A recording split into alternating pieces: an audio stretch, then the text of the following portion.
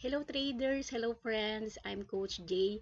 Ayan, so medyo matagal-tagal din akong hindi nakapag-video, medyo masama kasi yung pakiramdam ko at medyo naging busy. But anyway, market updates tayo. Ngayon, so i-check natin yung mga peers na kasama sa ating watch list. Okay, like gold, Euro USD, and GBP USD. But before that, let me remind you again that this is not a trade recommendation. This is just for educational purposes only. So always trade at your own risk. Alright, so starting with the gold. Narito ako sa daily time frame. And as shown, nagkaroon tayo ng bounce dito sa 50% level ng Fibonacci, no? Okay, so after ng speech ni Powell about interest rate, okay, ayan, so previous resistance yan. So, nagto-turn ngayon as support. Okay, so, kita nyo naman, nag-bounce dito. And then, ngayon, meron na naman bounce. Okay, yan. So, itong green candle na to, let's switch to H1.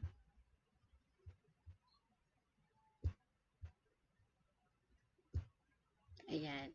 So, syempre, 2 o'clock AM dito yan sa Pilipinas. Tulog na tayo. Kaya, hindi na natin siya naabutan. But anyway, let's look for a trade opportunity today. Okay? So, ito, very, no, talagang bullish engulfing ito. Meaning na engulf niya itong previous candle. So, aggressive ang mga buyers.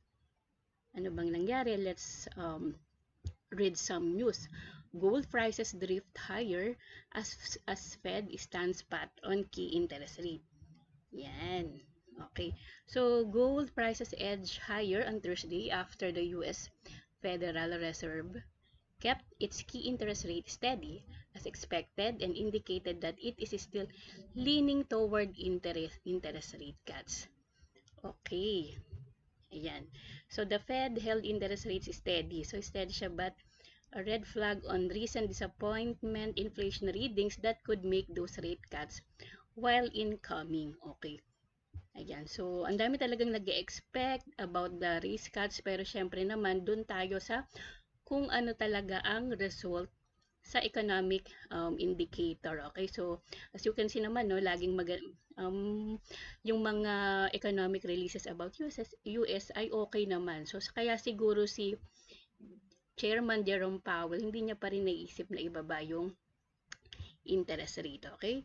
Chair Jerome Powell said his forecast remained for inflation to fall over the course of the year, but that may confidence in that is lower than it was. Okay, yan. So, magbasa-basa na lang din tayo. Later, medyo mahaba siya. Okay, so let's go back to our chart.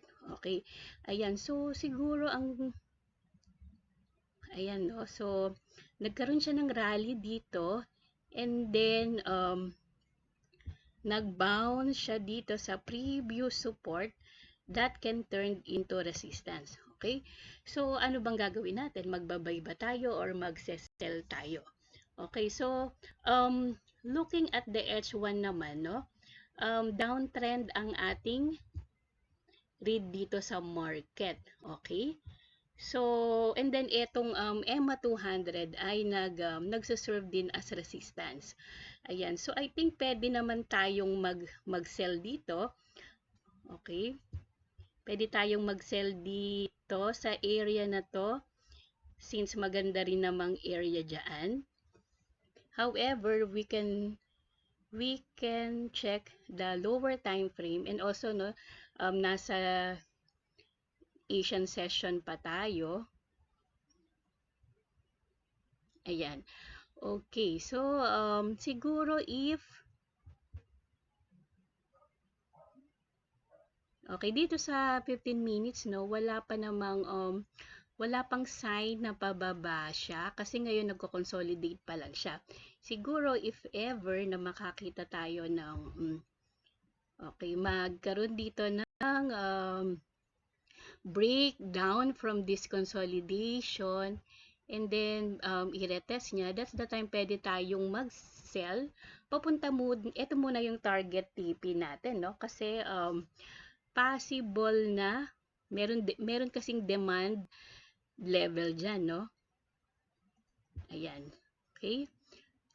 Okay, so possible din na pag pumunta naman dito,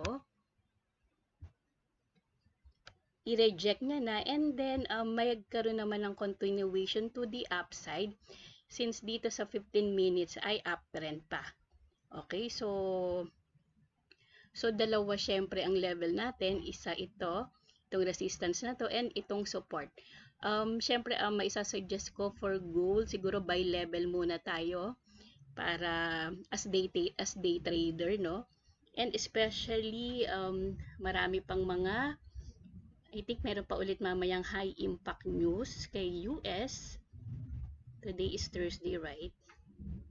Thursday. Ayan. Okay, so later meron ulit kay US, unemployment claims, BOC. Tapos bukas nga no, meron pang main, bukas pa no yung NFP na very ano din dito. Very important news din ito for US, kaya careful talaga tayo. So, I suggest na ano muna tayo by level, okay? Ayan, so hanggang dito muna yung TP, and then observe natin yung magiging price behavior niya dito. Pag nagkaroon dito ng hammer, pwede naman tayong mag-buy, and then ito muna yung target TP natin. Alright, so yan ang play. Ang maganda ngayon yung price ay nasa resistance. So, pwedeng maging double top din yan eh. Okay, and then nakita naman natin, nire-reject niya na to the upside. Okay, so may possibility naman talaga na bumaba nga. Okay, so pero ngayon, even dito sa 5 minutes kasi, ayan, so dito sa 5 minutes, wala pa siyang, kumbaga uptrend pa siya, di ba? Ihintayin natin na ma-break niya itong, yan, hintayin natin na ma-break niya yan, okay? Para masabi natin na na talagang ire-retest niya itong support, itong previous resistance that can turn into support. Ayan, so that's for gold. Punta naman tayo kay Euro USD. Yan, check ulit natin ang daily kasi kapag weekdays naman, chine-check ko naman ang daily, okay? Sa weekend lang, doon talaga ako nagmu-multi-time frame analysis. Ayan, so dito sa daily ay, okay, downtrend pa rin naman, pero may creation pa ng higher highs and higher lows, okay? So ito kasing candlestick na to, no? Mukhang false breakdown dahil nagkaroon ulit ng rally, okay? Ayan, pero nakikita natin na meron na rin rejection dito sa 50% level ng FIB, which is also previous support, and tinetest niya ngayon as resistance. Okay, so to trade, let's check the H1.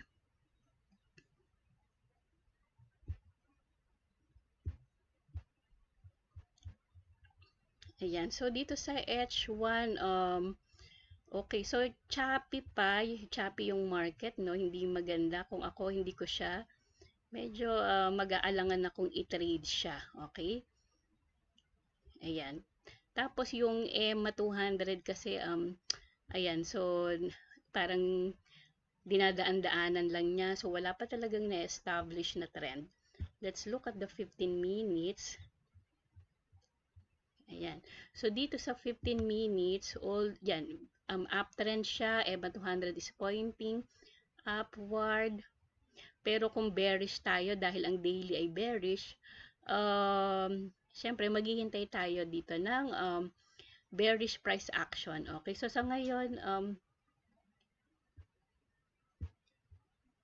nagpo-form lang siya nitong asymmetrical triangle. Asymmetrical triangle kasi is, yan, parang indecisive lang din siya. So, let's wait kung magkaroon ng breakout. And then sa retest, dun tayo papasok. And then hanggang dito yung target. Okay? Ayan, or possible naman na breakdown ang mangyari, okay? Ayan. So, pag nagkaroon ng breakdown ang niretest niya, pwede rin tayong pumasok dito. Targeting lang itong previous resistance na to that could turn into support. Ayan. So, indecisive siya, no? Ang Euro USD. Okay. Yan. So, lastly naman, GBP USD. Looking at the daily again.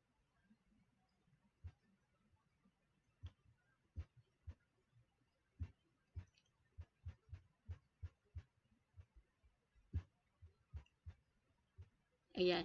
So, dito sa daily, okay. So, naririto naman siya sa level ng 61.8% ng FIB.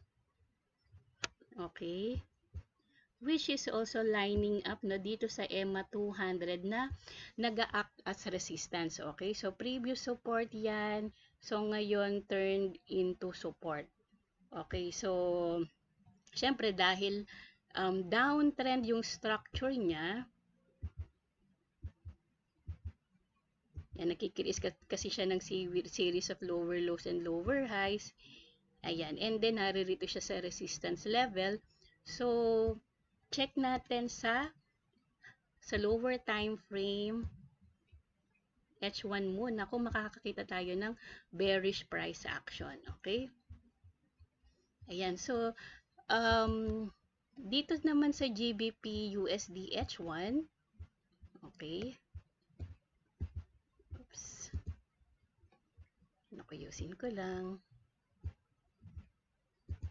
Yan. So, dito naman sa GBP USD, no, naririto lang siya sa, okay, ranging lang siya dito sa channel na to, okay? And as you can see, nasa gitna tayo nitong channel.